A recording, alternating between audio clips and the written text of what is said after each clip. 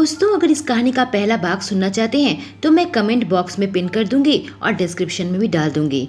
दोस्तों, पहले भाग में आपने देखा कि मैं साक्षी एक फेमस मॉडल हूँ। अपने लिए बॉडीगार्ड रखा था। शूटिंग करके हाईवे से वापस आ ही रही थी कि कुछ लोगों ने हम पर हमला कर दिया। मैं और मेरा बॉडीगार्ड पूरब जान बचाने के लिए एक झोपड़ी में आ गए थे। मेरे कपड़े बुरी तरीके से गीले हो चुके थे। अब आगे मैं पूरब की बाहों से लिपटी हुई थी कि उसने मुझे सामने पड़ी चारपाई में बैठा दिया। मेरे दिल में बुरे बुरे ख्याल आने लगे थे। जाने डैड कब मदद पहुंचाएंगे। पूरब तो पहले से ही जख्मी था। कब तक उन गुंडों को वह रोक पाएगा। मेरा ड्राइवर भी उन लोगों के गिरफ्त में था। कार भी टूट चुकी थी। मैं बहुत परेशान होने लगी। पूरब ने अपना हाथ मेरे हाथों में टिका दिया। कहने लगा, घबराओ मत। इतना कहा ही था कि बाहर से आवाज आने लगी। वह दोनों कहाँ चले गए? ढूंढो, आसपास ही कहीं होंगे। अब मैं बिल्कुल कांपने लगी। पूरब से बिल्कुल चिपक गई थी। बाहर अभी भी हल्की हल्की बारिश हो रही थी। मानसून का सीजन में ऐसे भी बहुत ज्यादा बारिश होती है। भीगे कपड़ों में ऊपर से कपकपी आ रही थी। चारपाई के पास एक चादर पड़ी हुई थी। अचानक पूरब ने धक्का देकर मुझे चारपाई में लेटा दिया और मेरे ऊपर चढ़ गया। एक चादर ओढ़ के अपने आप को छुपा लिया। वह भी बिल्कुल मेरे ऊपर लेटा हुआ था। मेरी तो हालत ही खराब होने लगी। मैंने कहा, पूरब यह क्या कर रहे हो? उसने कहा, वह गुंडा खिड़की से अंदर झांक रहे हैं। आवाज मत करो। पूरब को मेरे इतने करीब पाकर मेरी हालत अब खराब होने लगी थी। मैं उसकी आंखों में देखने लगी। अब उसके जिस्म की गर्मी मुझे मिलने लगी थी, पर दोनों के कपड़े गीले थे। मैं आहिस्ते से कहा, पूरब मुझे बहुत ठंड लग रही है। कहकर मैंने पूरब के गालों में अपना हाथ रख दिया। उसने भी अपना हाथ मेरे गालों में रख दिए थे। हम दोनों की आंखें एक दूसरे पर लॉक्ड हो गई थी। वह लड़का जो मेरे इतने करीब है मेरा बॉडीगार्ड है। यह हमारी स्टेटस का नहीं है। डैड को पता चलेगा तो मुझे परेशानी हो सकती है। यह जानने के बावजूद भी खुद पर काबू नहीं कर पा रही थी। यह कैसी आग थी जो मेरे अंदर लग गई थी। पूरे बदन में करंट सा लगा। तभी पूरब ने एक ऐसी हरकत की। उसने अपने होठों को मेरे होठों पर रख दिया और ऐसे अंदाज से मुझे चूमने लगा था कि मैं बहकने लगी। एक पल के लिए सब भूलकर मैं भी साथ देने लगी थी। उसने अपने दोनों हाथों से मेरे दोनों हाथों को कसकर पकड़ लिया था। हम दोनों का हाथ, होठ और जिस्म सब मिलने लगे थे। लेकिन जाने क्यों उस वक्त मेरे दोनों आंखों से आंसू निकल आए। पूरब ने वह देख लिया। तुरंत ही मेरे हाथों को छोड़ दिया था। अपने हाथों से मेरे आंसू पोंछने लगा। कहने लगा, घबराओ मत, अपनी हदें जानता हूँ। जाने मुझे क्या हो गया था। कहकर वह मुझसे अलग होने लगा, पर अलग हो नहीं पा रहा था। कोई ऐसी चीज थी जो हम दोनों को एक दूसरे से अलग नहीं होने दे रही थी। पर बार बार मेरे डैड का चेहरा मेरे सामने आ रहा था। मैं एक मॉडल होने के बावजूद भी आज तक कोई गलत काम नहीं किया था, तो आज उनका नाम कैसे खराब कर सकती थी। मैंने कहा, पूरब वो लोग चले गए क्या? इतना कहा ही था कि वह चद्दर से मुंह उठाकर बाहर झांकने लगा। फिर उठकर बैठ गया। कहने लगा, कोई नहीं है, शायद आसपास कहीं चले गए होंगे। हमें यहीं रुकना होगा आज रात। तुम इस चारपाई में सो जाओ, मैं नीचे सो जाता हूँ। मैंने कहा, पर पूरब हमारे कपड़े गीले हैं। यूं बदन में सूखेंगे तो बदन की गर्मी सोख लेंगे। उसने कहा, तुम यह चादर ओढ़ लो, अपने कपड़े उतार दो। यह सुनकर मैं उसकी ओर देखने लगी थी। मैंने उस चादर को बीच से फाड़ कर आधी आधी कर ली। आधी उसे दे दी। कहीं तुम भी कपड़े बदल लो। वह पीछे मुड़ा तो मैं अपने कपड़े बदल कर चादर ओढ़ लिया था। गीले कपड़े सूखने को डाल दिए थे। मैं चारपाई पर लेटी हुई थी, फिर भी मुझे ठंड लग रही थी। ऐसी हालत में नींद कैसे आएगी? मैं उठकर बैठ गई। कहने लगी, पूरब तुम मेरे करीब आकर बैठो, वरना कल का सुबह मैं नहीं देख पाऊंगी। ठंड से मर जाऊंगी। बाहर बारिश होने के कारण मौसम बिल्कुल ठंड हो रखा था। वो मेरे करीब आ गया। कहने लगा, मैं इस हाल में तुम्हारे करीब नहीं आ सकता। मैंने उसके हाथों को थाम लिया, उसके कंधे पर सर रख दिया। कहने लगी, तुम पर विश्वास है, तुम मेरे साथ कोई गलत हरकत नहीं करोगे। हम दोनों एक ही चारपाई में लेट गए थे, एक दूसरे से बिल्कुल चिपके हुए थे। मैंने कहा, हमें एक दूसरे को गर्मी पहुंचानी होगी। मुझे नहीं लग रहा था पूरब को जरा भी ठंड लग रही थी, पर मैं दुबली पतली थी। शायद इसी वजह से मेरी ही जान निकली जा रही थी। पूरी रात वह मेरे करीब था, मुझे ठंड से बचाने की कोशिश करता रहा। जब सुबह उठी तो चादर मेरे जिस्म से हट चुकी थी और उसके हाथ मेरे नाजुक शरीर पर था। वह सो रहा था। मैं चीख उठी कि पूरब उठकर मुझे उस हाल में देखकर घबरा गया। जल्दी से अपनी आंखें बंद कर ली। कहने लगा, मैंने कुछ नहीं देखा। देखा, उठकर अपने कपड़े बदलने लगा था। मैं भी अपने कपड़े पहन लिए जो कि अब सूख गए थे। पूरब मुझे लेकर अपनी कार के पास जाने लगा था। रास्ते में ड्राइवर मिल गया। कहने लगा, मैडम आप कहाँ चली गई थी? मैंने कहा, तुम कहाँ थे? उसने कहा, कुछ लोगों ने कार पर हमला कर दिया था, मुझे धमकी देकर भगा दिया। आपके बारे में पूछ रहा था। मैंने उन्हें झूठ कह दिया और फिर जाकर छुप गया था। रात में काफी देर तक वह गुंडे घूमते रहे। जब चले गए तो मैं आप दोनों की तलाश करने लगा था, पर आपका फोन बंद आ रहा था। मैंने देखा मेरा फोन स्विच ऑफ हो गया है, शायद बारिश के पानी में भीग चुका है। पता नहीं फोन खराब हो गया है या नहीं। उसने कहा, मैडम मैंने दूसरी गाड़ी का इंतजाम कर दिया है। हम तीनों गाड़ी में बैठ गए थे। दूसरा ड्राइवर गाड़ी चला रहा था। मैं और पूरब साथ में ही बैठे हुए थे। मैं सोचने लगी, कल रात हम दोनों करीब आ चुके थे। सोचते ही मेरे अंदर एक अजीब सी हलचल हो रही थी। तभी मेरे दिमाग में एक बात आई कि मेरे डैड ने मदद क्यों नहीं भेजी। मेरे डैड तो ऐसे हैं, अपनी बेटी के लिए किसी भी हद तक जा सकते हैं, पर कोई मदद नहीं आई। पुणे इतना भी दूर नहीं है कि सारी रात मदद न पहुंच सके। मुझे यह बात बहुत अजीब सी लगी थी। खैर मैं कार में लेटी लेटी आंखें बंद कर ली। घर पहुंचकर मैंने अपनी शूटिंग भी कैंसिल कर दी थी। मैनेजर को बता दिया था कल मेरे साथ क्या हुआ। ऐसे में मेरी मानसिक हालत ऐसी नहीं थी कि मैं शूट करूं। मैंने कहा था, कल मैं फ्री हूं, कल का अरेंजमेंट कर दे। मैं बहुत शर्मिंदा थी कि अपने काम को पीछे कर रही थी, पर मैं बहुत थकी हुई थी। मेरे चेहरे का बुरा हाल था, दिमागी हालत सही नहीं थी। अपने कमरे में आकर मैंने दरवाजा बंद कर लिया। मुझे अपने डैड पर सबसे अधिक गुस्सा आ रहा था। अपनी फोन को ठीक करने के लिए भेज दिया था। मैं अपनी लैपटॉप निकाल ली। अपने डैड की डिलीट मेल मैं थ्रैश शीट में चेक करने लगी, जो कि अब तक सेफ थी। मैं मेल को दोबारा रिस्टोर किया। मुझे अपने डैड पर शक हो रहा था, बेहद गुस्सा आ रहा था। उनकी हरकतें बहुत अजीब थी।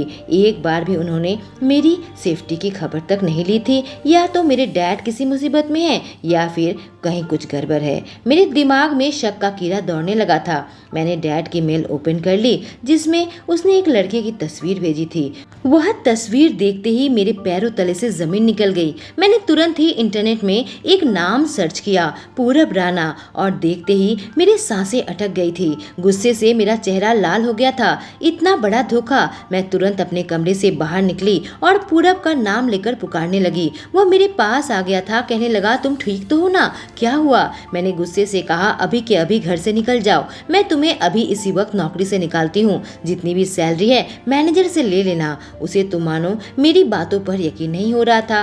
कहने लगा, क्या हो गया मैडम? मैंने तो गुंडों से आपकी हिफाजत की। मैंने कहा, मिस्टर पूरब राणा, मशहूर इंडस्ट्रियलिस्ट, मुंबई का एक रईस बिजनेसमैन, जिसके पास न संपत्ति की कमी है न नौकर चाकर की, वह मेरे घर पर बॉडीगार्ड का काम क्यों करने आया? कल रात की अटैक से मैं इतना डर गई थी। क्या वह सच में था या आप नहीं करवाया था मिस्टर राणा?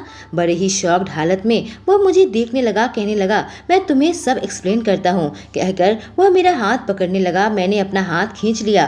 कहने लगी, कोई जरूरत नहीं है, मुझे कुछ एक्सप्लेनेशन नहीं चाहिए। धोखा तो धोखा ही होता है। मैं जानती हूँ मेरे डैड भी तुम्हारे साथ ही मिले हुए होंगे। मुझे तब शक हो गया था जब डैड ने मदद नहीं भेजी। आई हेट यू पूरब। यह कहते हुए मेरी आंखों में आंसू आ गए थे। शायद अंदर से पूरब को चाहने लगी थी। उसने मेरे साथ यह सब कुछ क्यों किया? इतना ड्रामा करने की क्या जरूरत थी? बस मैं अपने डैड के रिश्ते को ना कर दिया था। इसी वजह से उन्होंने यह गंदी हरकत की। उसे भी अपने साथ मिला लिया होगा। यह लोग अपनी बिजनेस पॉलिटिक्स के लिए कुछ भी कर सकते हैं। मेरे जज्बातों की जरा भी परवाह न मेरे डैड को है न इस आदमी को। मैं उसे बाहर का रास्ता दिखाया, सीधे अपने कमरे में आ गई। मैं रोने लगी थी, बिल्कुल टूट चुकी थी। अच्छा हुआ इसने कल हद पार नहीं की थी, पर मैं इसे चाहने लगी थी। मेरे दिल को इस तरह से कुचल देगा मैं कभी सपने में भी नहीं सोची थी, वह भी सिर्फ अपनी झूठी ईगो, झूठी जीत की वजह से। मैंने डैड को फोन किया। डैड ने कहा, तुम ठीक तो हो ना बेटा? मैंने कहा, डैड हाँ, मैं झूठे हमले से बच गई हूँ। आपके भेजे हुए आदमी को मैं घर से निकाल दिया है। मैं पूरब राणा से शादी नहीं करूंगी, यह आप अच्छे से समझ लें। कहकर मैं रोने लगी थी। मेरे डैड मुझे समझाने लगे, पर मेरे दिमाग में कोई बात नहीं घुस रही थी। रोते रोते मैंने फोन काट दिया। बाहर निकलकर देखा तो पूरब मुझे कहीं नजर नहीं आया। उसके कमरे में गई तो उसके उसका सामान भी नहीं था।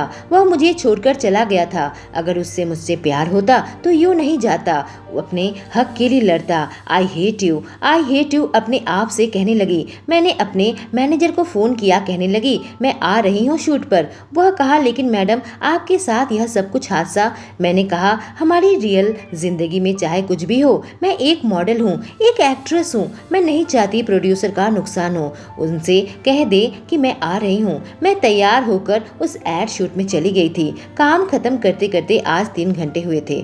इस हद तक मैं टूट चुकी थी कि मैं फिर पार्टी में चली गई। नाइट क्लब में लोग आना शुरू हो गए थे। मैं वहीं बैठी बैठी शराब पीने लगी थी।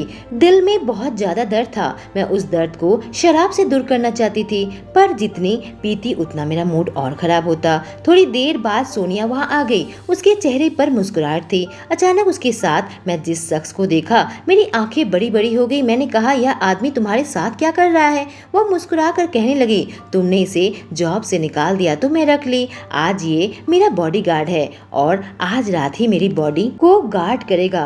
कहकर उसकी तरफ देखकर मुस्कुराने लगी थी। वह भी सोनिया की आंखों में घूर रहा था। मैं तो उसकी बातें सुनकर दंग रह गई थी। कोई इंसान मेरा दिल इतने बुरे तरीके से तोड़ने के बाद मेरी ही दोस्त के साथ सोचकर मेरा मूड और खराब हो गया। तभी वहाँ पर रोहित आ गया। कहने लगा हाय ब्यूटीफुल। रोहित का हाथ पकड़ लिया। कहने लगी तुम्हारे प्यार को मैं आज तक समझ न सकी। मुझे लगता है मुझे तुम्हें करीब से जानना चाहिए। चलो दोनों एंगेजमेंट कर लेते हैं। मेरी बात सुनकर रोहित मुस्कुराने लगा। वह तो कब से मुझे चाहता था। मैं उसे हमेशा यही कहती थी कि मैं तुम्हें दोस्त मानती हूँ, उसके आगे नहीं सोच सकती। मेरे आगे पीछे घूमना उसने नहीं छोड़ा था। कहने लगा तुम बेहद खूबसूरत हो, मेरे दिल की रानी हो, बस मुझे एक मौका तो देकर देखो, तुम्हें खुश रखूंगा। रोहित को देखकर मेरे अंदर कभी वो फीलिंग्स नहीं आई थी। रोहित मेरी बात सुनकर बेहद खुश हो गया। मेरे होठों के पास अपने होठ लेकर आ गया और किस करने लगा। मेरी नजर जब पूरब पर पड़ी तो वह गुस्से से हम दोनों को देख रहा था। मुझे उसके अंदर एक आग नजर आ रही थी, पर मैं भी इसके किस में डूब गई।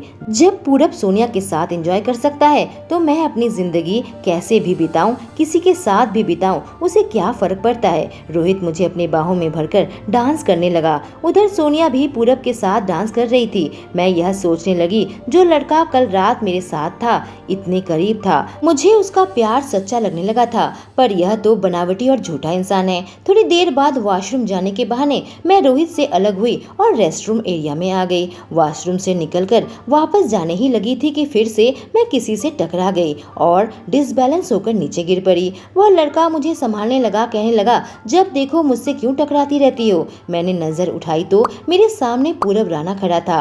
मैं उसकी आंखों में आंखें डालकर देखने लगी। मैंने कहा तुम ही तो मुझसे टकराते हो। कहकर मैं उसके सामने से जाने लगी। उसने मेरा हाथ पकड़ लिया। कहने लगा यह सब क्या चल रहा है तुम्हारे और राहुल के बीच में। मैंने कहा राहुल आज रात मेरे साथ शिफ्ट हो रहा है, अब हम दोनों को कोई भी अलग नहीं कर सकता।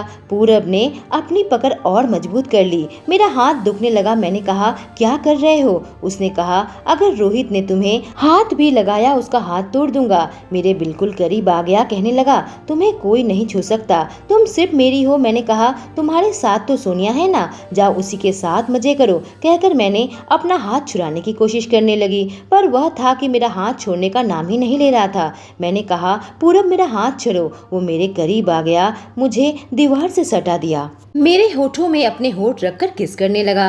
मैं चाह कर भी उसे रोक नहीं पा रही थी। उसके किस में बिल्कुल डूब गई, उससे चिपक गई। कहने लगी तुम्हारे बिना जी नहीं सकती, प्यार करने लगी हूँ। तुमने मेरा दिल यूं क्यों तोड़ा पूरब। उसने कहा मैं तो बहुत पहले से ही तुमसे प्यार करता था, इसी वजह से मैंने अपना रिश्ता तुम्हारे घर लेकर गया था। फिर पता चला तुमने ना कर दी है, इसीलिए तुम्हारे करीब रहने का मैं तुम्हारे पापा से एक मौका मांगा था। तुम्हारे बॉडीगार्ड के तौर पर मुझे वो मौका मिला था। मैंने यह सब कुछ तुम्हारा प्यार हासिल करने के लिए किया था। तुम्हारा प्यार हासिल करने के लिए मैं सच में जख्म खाया, अपना खून बहाया। मैंने कहा तुमने झूठ का सहारा लिया। उसने कहा सिर्फ थोड़े से पल चुराने के लिए। तुम मेरी इतनी करीब थी, चाहता तो तुम्हारे साथ कुछ भी कर सकता था, पर नहीं किया ना, क्योंकि तुम्हारी इज्जत मेरी इज्जत है। कैसे कुचल देता मैं उसे बताओ। तब तक रोहित और सोनिया भी हमें ढूंढते हुए वहाँ आ गए थे। हमें उस हाल में देखकर दोनों ही शॉक थे। सोनिया गुस्से में आगे कहने लगी, तुम मेरे एम्प्लॉय हो,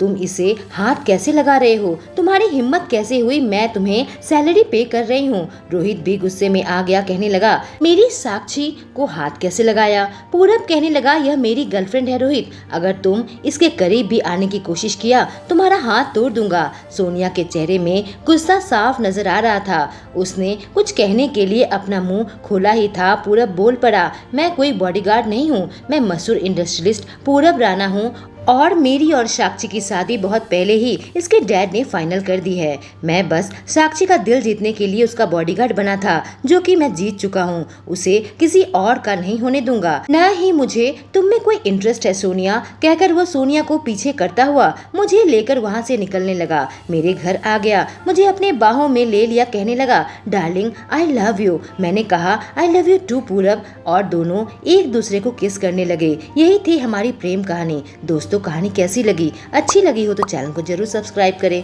थैंक यू।